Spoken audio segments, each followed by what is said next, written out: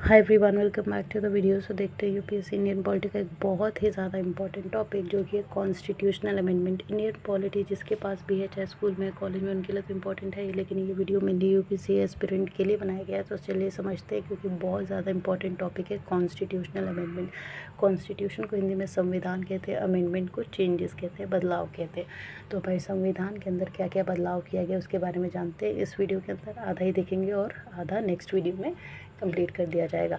सो 2026 अभी चल रहा है, आपको बताइए साल। तो अभी तक जब हमारा संविधान बना था तब से लेके अभी तक 106 यानी कि 106 कॉन्स्टिट्यूशनल अमेंडमेंट हो चुके हैं, यानी कि 106 कॉन्स्टिट्यूशन में बदलाव हो चुके हैं।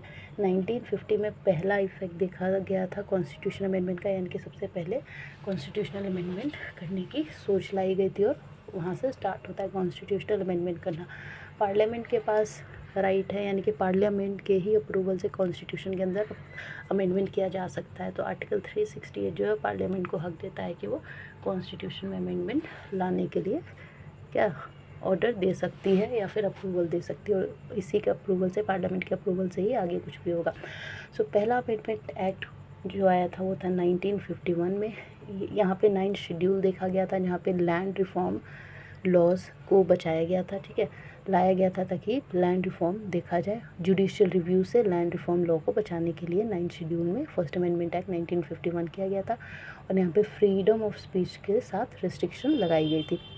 7th अमेंडमेंट एक्ट 1956 ही सेकेंड अमेंडमेंट हुआ था, जिसका नाम है 7th अमेंडमेंट एक्ट। ये नहीं कि 7th लिखा हुआ है तो 7th हो गया, नहीं, ये सेकेंड अमेंडमेंट था, लेकिन इसका नाम है 7th अमेंडमेंट एक्ट 1956। जिसको क्यों यूज़ किया गया था, इसमें चेंजेस ये लाया गया था कि स्टेट्स को रिओगनाइज़ किया गया था लिंग्विस्टिक बेसिस, लिंग्विस्टिक यानी कि लैंग्वेज के बेसिस पे। जैसे पंजाब में पंजाबी बोल जाती है, बंगाल में बंगाली, बिहार में तो बहुत सारा होता है, भोजपुरी, अवधी वगैरह वगैरह। सो अलग अलग स्टेट के हिसाब से, मतलब लिंग्विस्टिक बेसिस पे स्टेट्स को रिओगनाइज़ किया गया था, और क्लासिफिकेशन ऑफ स्टेट जैसे कि ABCD में बांट दिया गया था स्टेट को।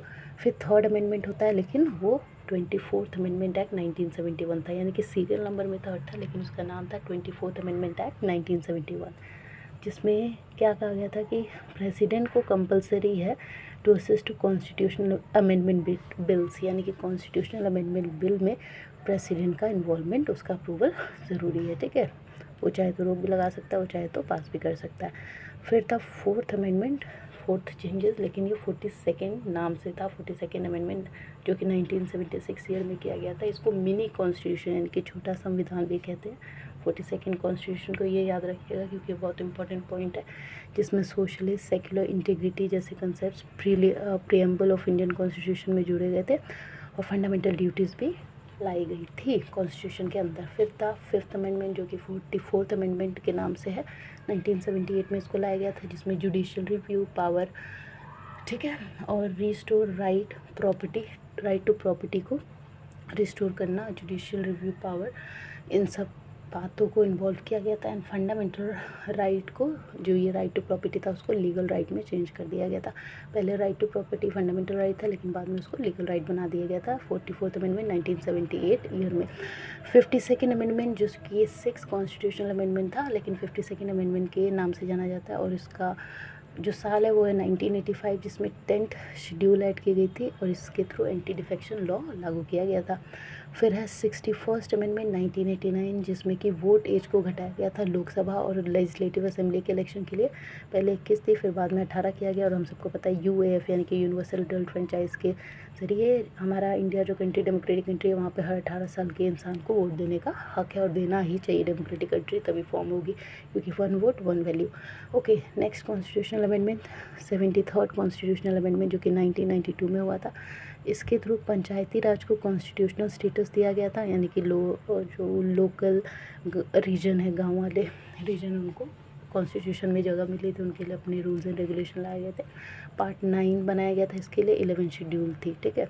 फिर था 74th अमेंडमेंट, जो कि 1992 में ही किया गया था। इसमें म्यूनिसपैलिटी यानी कि टाउन सिटीज़ को इंक्लूड किया गया था, कॉन्स्टिट्यूशनल स्टेटस दिया गया था, और इसको पार्ट 9A में शामिल किया गया, और 12th शेड्यूल बनाई गई थी। फिर था 86th अमेंडमेंट, जो कि 2002 में किया गया था। इसके अंदर क्या था कि राइट टू एजुकेशन दिया गया था, आर्टिकल 21A बना के, जो कि फंडामेंटल राइट बना। और इसमें यह है कि 6 से 14 साल के बच्चे को राइट टू एजुकेशन है, जो कि कंपलसरी है कि 6 से 14 साल के बच्चों को एजुकेशन देना है, यानी कि कहीं भी लेबर में कहीं काम करते हुए नहीं नज़र आने चाहिए, वरना उनको पनिशमेंट मिलेगी।